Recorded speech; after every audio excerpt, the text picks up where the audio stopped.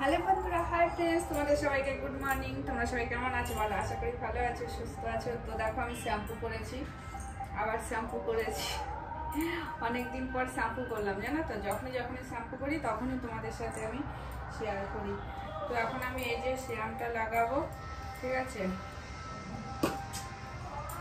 আর নয়তো চুলে প্রচণ্ড জট পড়ে যাবে, আর এই সিরামটা লাগালে চুলটা অনেকটা দুঃখ ভাব কমে।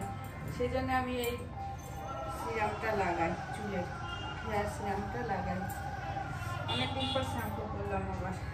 হ্যাঁ,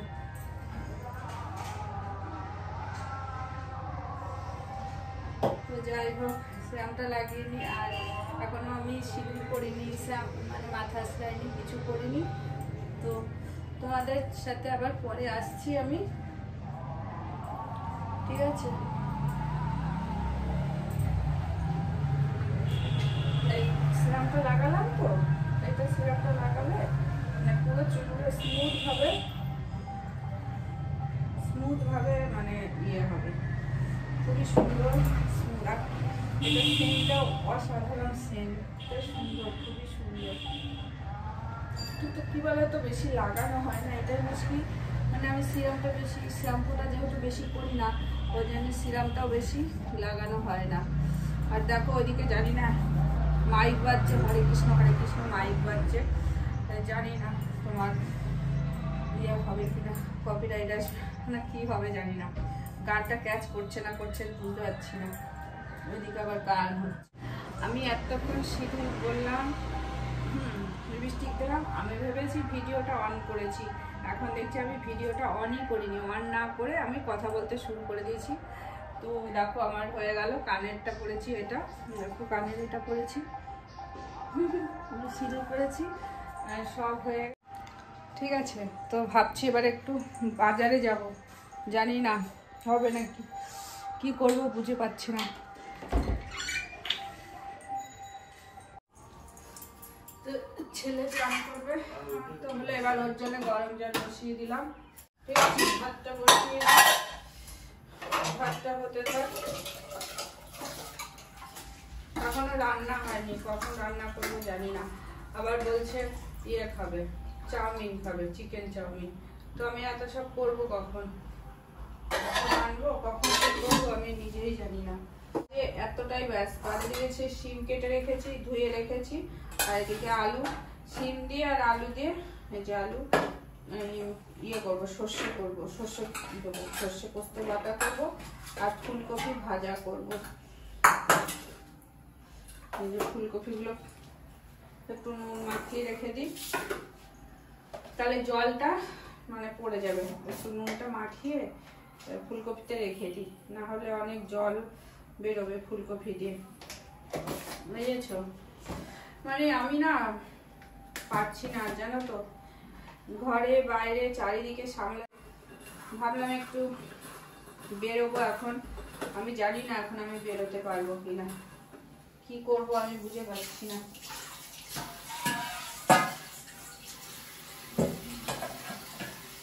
আর জানো তো, আমি যখন চিমনিটা বসাই তখন আমার ভুল হয়ে গেছে বসানো চিমনিটা।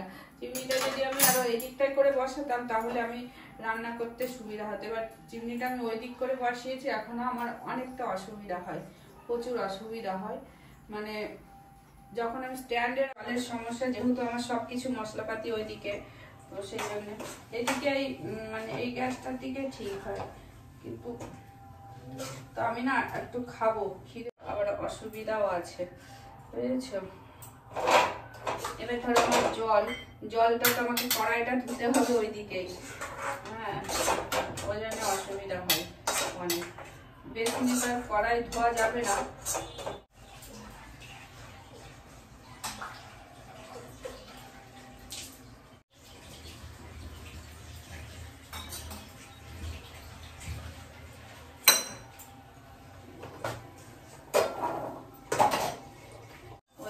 অসুবিধা হয়।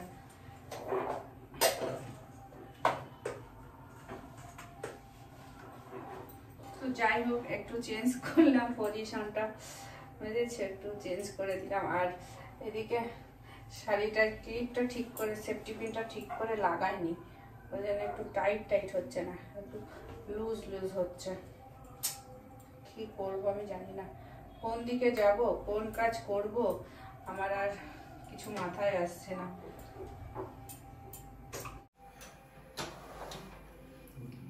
তো আমি ফুলকপিগুলো ভাজা বসিয়েছি।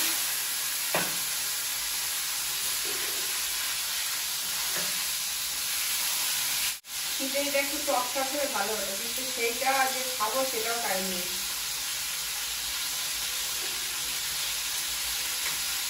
সুন্দর করে খাবো তো আমার সেই টাইমটা নেই এখন, মানে তাড়াতাড়ি করে খেলেই হয়।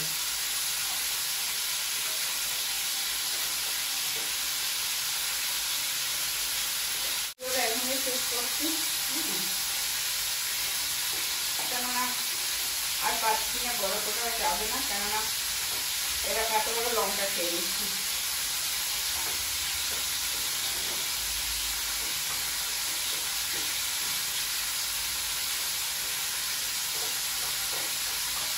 টাইম নেই, পাই যাবে না।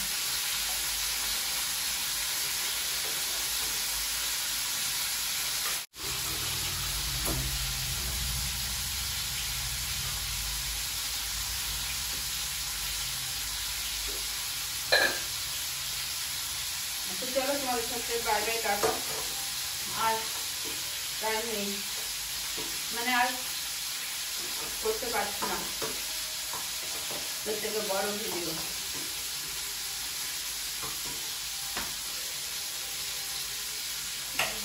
মানে এত কাজের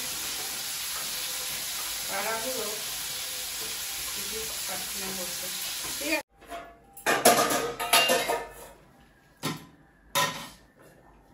আমি তৈরি হয়ে গিয়েছি। মানে ওই আমার আবার এত খোলা শাড়ি আমার একদম ভালো লাগে না। তখন কিনে নিয়েছিলাম শাড়িটা, যদি অনেক দিনকার এই শাড়িটা, আর এই শাড়িটার সাথে এই ব্লাউজটা ছিল তখন। এই শাড়িটা অনেক বছর হয়ে গেছে। তো আমার ভাত তো এখনো হয়নি, ভাত না হলে তো আমি বেরোতেও পারবো না, বাইরে বেরোবো। হয়ে গেছে, যেতে যেতে হয়ে যাবে, নামিয়ে দেওয়া যাবে, যেতে যেতে হয়ে যাবে। আর